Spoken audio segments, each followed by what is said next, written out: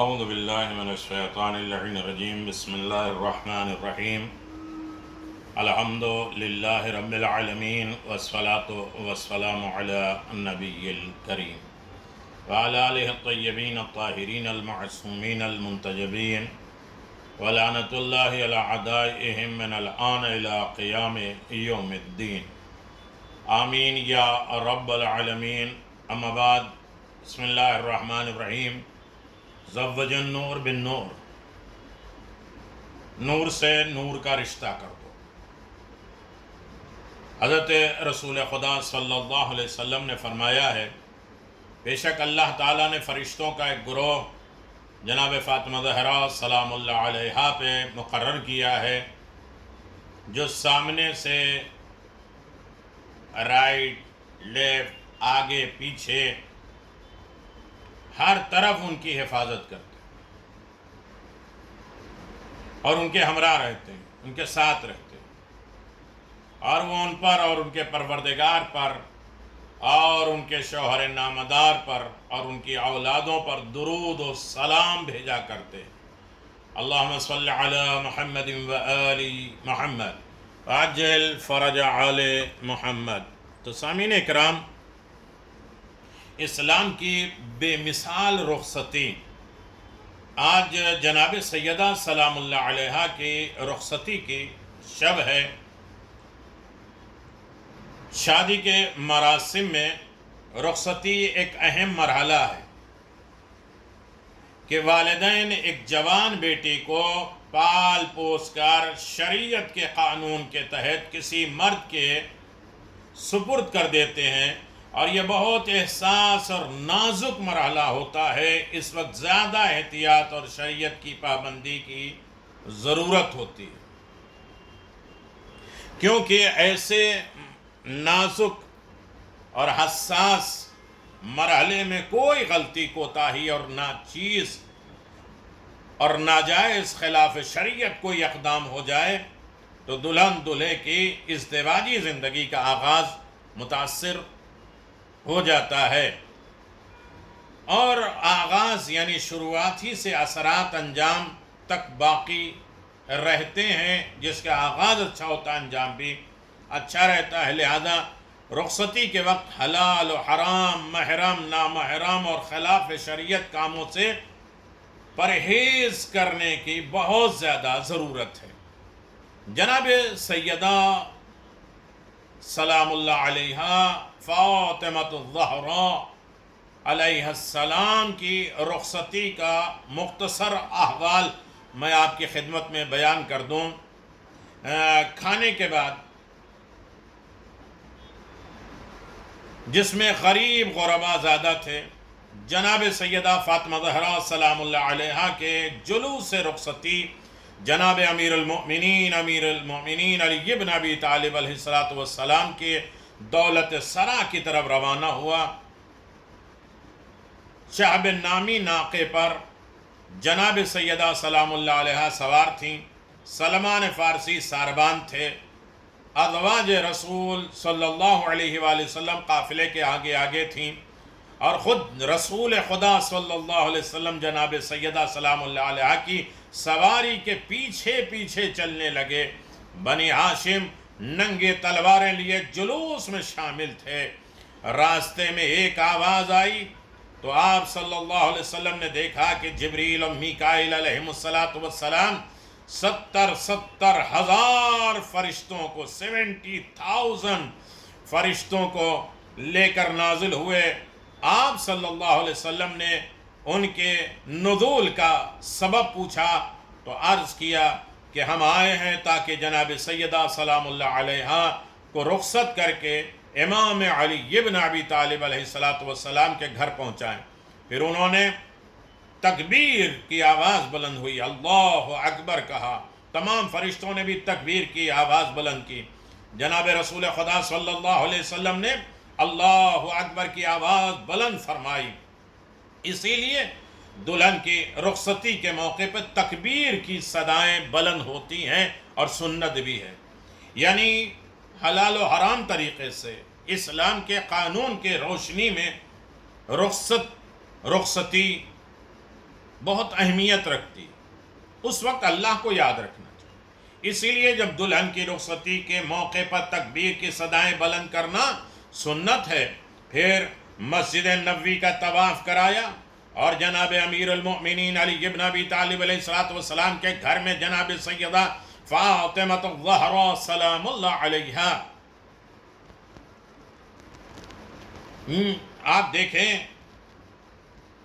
کو اتارا گیا، اور اس کے بعد رسول خدا صلی اللہ علیہ وسلم نے جناب فاطمہ الزہرا سلام اللہ علیہا سے ایک برتن پانی کا منگوایا، کچھ دعائیں پڑھیں اور اس پر دم کیا۔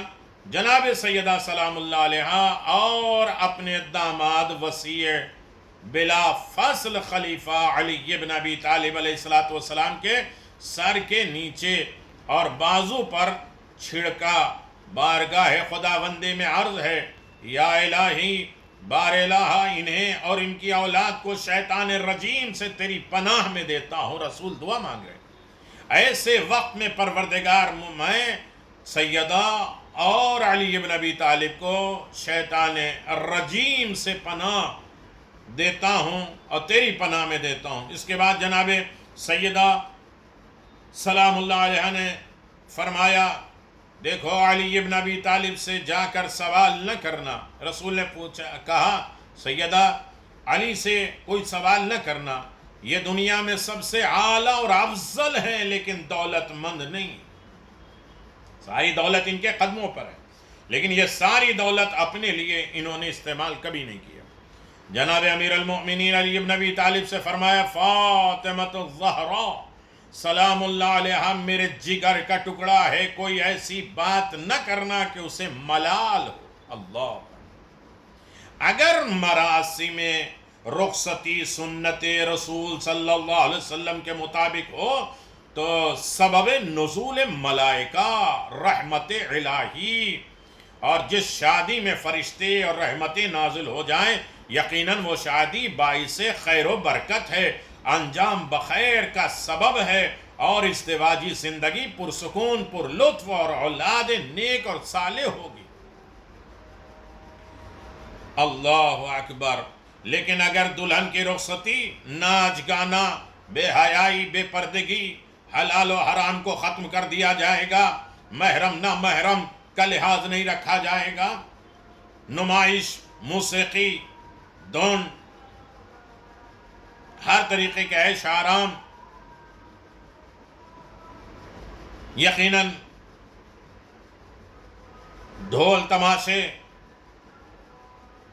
یہ سارے بے حجابی عورتوں کا ازدحام ہونا، دلہن بھی برائے نام پردے میں رہے اور حسن و زیورات سے اتنی لدی ہو اور قیمتی ملبوس کی نمائش کرتے رہے، جب سنت رسول صلی اللہ علیہ وسلم اور کردار جناب سیدہ سلام اللہ علیہ فاطمہ الزہرا کو پامال کیا جا رہا ہو تو فرشتے اور رحمت خدا کا نزول نہیں ہو سکتا۔ وہاں تو صرف شیطان ہوں گے اور شیطان ہی کی فوج انہیں رخصت کرے گی۔ تو محترم، ایسے غیر اسلامی ماحول میں کچھ لوگ درود و سلام نعروں پر بھی زور دیتے ہوئے کہتے ہیں کہ ایسے حالات میں درود و سلام اور نعروں کی توہین ہو رہی ہوتی ہے جو محمد صلی اللہ علیہ وسلم اور آل محمد صلوات اللہ علیہ پر صلوات پڑھ رہے ہیں، اور ان کی سیرت و کردار و گفتار کے علل اعلان مخالفت ہو رہی ہے، اور ان ہستیوں کو ناراض کر رہے ہیں، ناخوش کر رہے ہیں، انہیں تکلیف دے رہے ہیں۔ صلوات تو ان کے اوپر پڑھ رہے ہیں، لیکن رخصتی، رسم و رواج، یہ سارے خرافات اور ساری بیماریاں، ساری خرابیاں اسی میں آ جاتی، بے پردگی، محرم نہ محرم اور دیگر تمام رسم و رواج جو جس کا تعلق دین اور مذہب سے نہیں ہے اس میں گم ہو جاتے ہیں، اور لوگ اسی کی طرف کرتے ہیں، اور پھر اس کے بعد یہ کہتے ہیں کہ ہم جناب سیدہ اور امیر المؤمنین اور رسول خدا کے چاہنے والے ہیں۔ شادیوں میں آسانی ہونی چاہیے اور اچھی ہونی چاہیے، دین کے دائرے میں ہونا چاہیے۔ کتنے لوگوں نے مطالبہ کیا ہے جناب سیدہ سلام اللہ علیہ کا، اخلاق و سیرت میں اعلیٰ مقام تھے جناب سیدہ سلام اللہ علیہ، پیغمبر اسلام کی بیٹی تھی۔ کتنے لوگوں نے مطالبہ کیا، بڑے بڑے نام ہیں، میں کیسے گزارش کروں، ستارہ بھی آ کے بتا رہا ہے کہ میں کس کی ڈیوڑی پوتروں۔ تو 2-3 نام بہت بڑے بڑے ہیں جو اسے لوگ آج مسلمان بڑے بڑے مانتے ہیں۔ یعنی لوگوں نے مطالبہ کیا اور اس کے بعد پیغمبر اسلام صلی اللہ علیہ وسلم کو جلال آ گیا۔ کسی نے آ کے مانگا، یعنی پہلے خلیفہ، پھر دوسرے خلیفہ، پھر عبد الرحمن، یہ سب لوگ آئے اور انہوں نے کہا اسلام قبول کیا، اور یہ سن کر پیغمبر اسلام کو جلال آ گیا۔ آپ نے کچھ سنگریزے اٹھا کر عبد الرحمن کی طرف پھینکے اور فرمایا تو میرے سامنے اپنی دولت پہ فخر کرتا ہے۔ وہ سب سنگریزے موتیوں میں تبدیل ہو گئے اور ان میں کا ایک دور عبد الرحمن کے تمام دولت سے زیادہ قیمتی۔ ابھی حضرت زہرا سلام اللہ علیہ کی شادی نہیں ہوئی تھی، پیغمبر اسلام اور مسلمانوں کو مکے سے ہجرت کرنی پڑی اور وہ مدینہ جا کر آباد ہو گئے۔ وہاں پہ حضرت علی پیغمبر اسلام کے گھر میں رہتے تھے اور ان کی عمر 20 سال ہو چکی تھی۔ آپ پیغمبر اسلام اور ان کے اسلام پر ایمان لانے والے سب سے اعلیٰ ہے دنیا کائنات کو اسلام کی طرف دعوت دینے والے امیر المؤمنین علی ابن ابی طالب علیہ السلام۔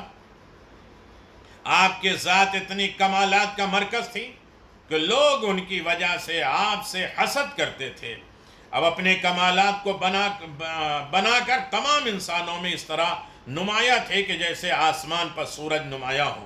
حضرت علی، حضرت زہرا سلام اللہ علیہ دونوں ایک خاندان سے تھے، تو کیا حضرت زہرا کے لیے حضرت علی ابن ابی طالب سے اور حضرت علی ابن ابی طالب کے لیے حضرت زہرا سے بہتر کوئی شریک حیات ہو سکتا ہے، شریک کار ہو سکتا ہے؟ نہیں ہو سکتا، ہرگز نہیں ہو سکتا۔ تو میرے عزیزو، پھر کیا وجہ تھی کہ حضرت علی ابن ابی طالب پیغمبر اسلام کے سامنے فاطمہ زہرا سے شادی کی تمنا ظاہر نہیں کی؟ کچھ روایتوں میں ملتا ہے کہ آپ نے اپنی غربت کی وجہ سے ایسا نہیں کیا، لیکن یہ بات بالکل غلط ہے، کیونکہ حضرت امام صادق علیہ السلام فرماتے ہیں اگر اللہ نے حضرت علی ابن ابی طالب کو پیدا نہ کیا ہوتا تو حضرت زہرا کا کوئی کوف، کوئی ہمسر، کوئی شوہر، کوئی ہم پلہ نہ ہوتا۔ ابن مسعود نے فرمایا کہ پیغمبر اسلام صلی اللہ علیہ وسلم نے فرمایا کہ اللہ نے مجھے فاطمہ کی شادی علی کے ساتھ کرنے کا حکم دیا ہے، کچھ بھی ہو ایک دن ایسا آ ہی گیا کہ حضرت علی ابن ابی طالب نے پیغمبر اسلام کے سامنے اس تمنا کا اظہار کر دیا۔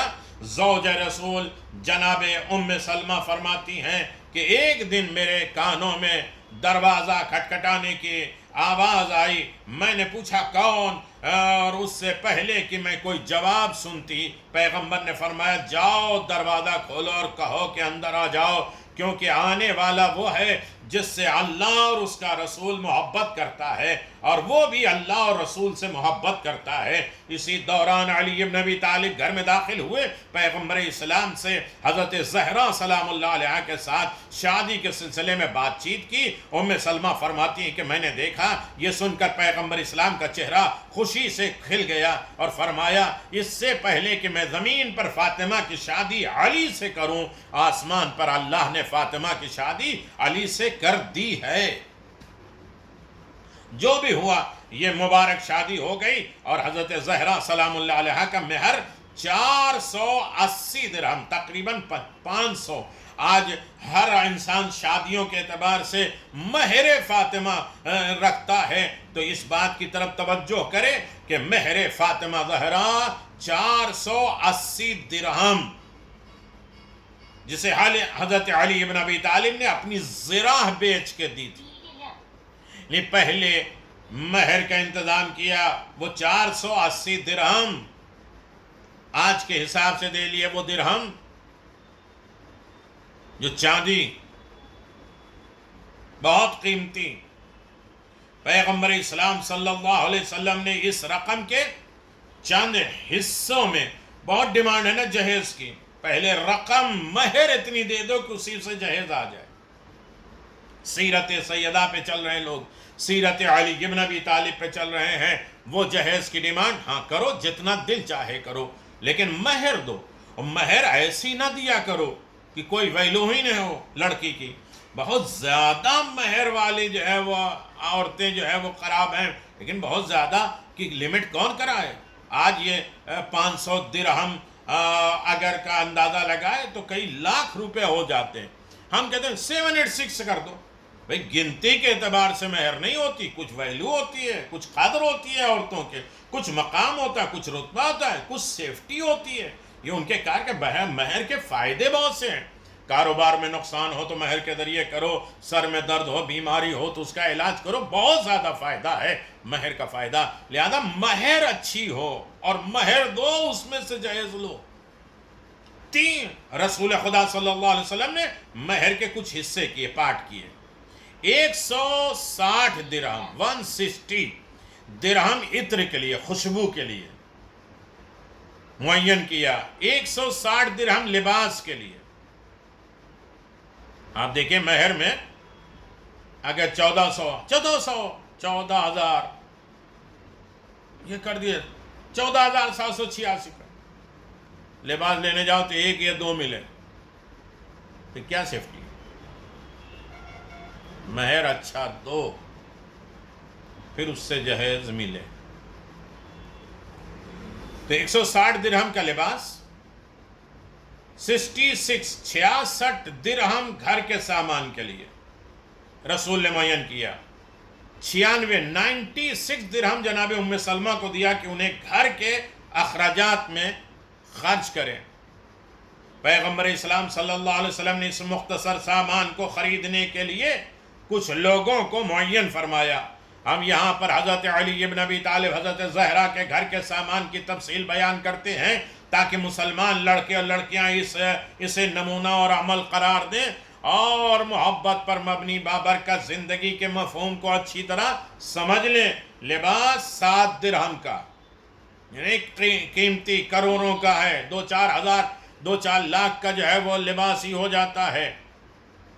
2-4 چادر 4 درہم کی, لباس 7 درہم کے, چادر 2 چادر 4 درہم کے, مقنا 4 درہم کے, کھجور کے پتیوں کا بنا ہوا تکیہ, 2 گدے جن میں ایک سے بھیڑ کی اور دوسرے کے کھجور کی پتیاں بھری ہوئی تھیں, 4 چمڑے کے تکیے جس میں اخضر نامی خوشبودار گھاس بھری ہوئی تھی, ایک نازک اونٹنی کا پردہ, ایک چٹائی, جو پیسنے کی ایک چکی, کپڑے دھونے کا تشت, ایک لکڑی کا پیالہ, پانی کا جگ, ایک سراہی, ایک لوٹا, ایک سبز رنگ کا صفالی کیا ہوا مٹکا, چند مٹی کے برتن, ایک چمڑے کا گدا, ایک چادر. یہ حضرت زہرا سلام اللہ علیہ کا جہیز تھا جو خود پیغمبر اسلام نے علی ابن ابی طالب سے مہر کا پیسہ لے کر اس سے منگوایا. کچھ تو سوچیں. پیغمبر اسلام نے تمام جہیزوں کے چیزوں کے ہاتھوں میں لے کر دیکھا اور فرمایا اللہ اس سامان کو اہل بیت کے لیے مبارک قرار دے.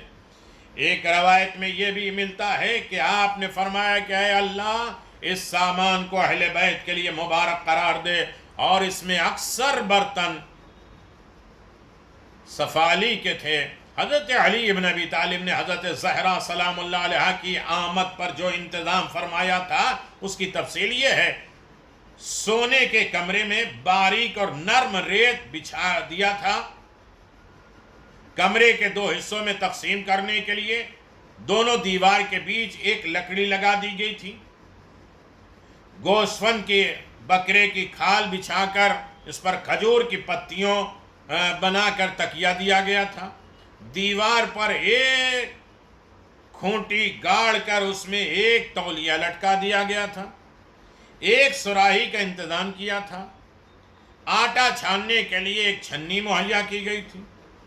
یہ تھا دین و دنیا کے امیر علی ابن ابی طالب کے گھر کا سرمایہ۔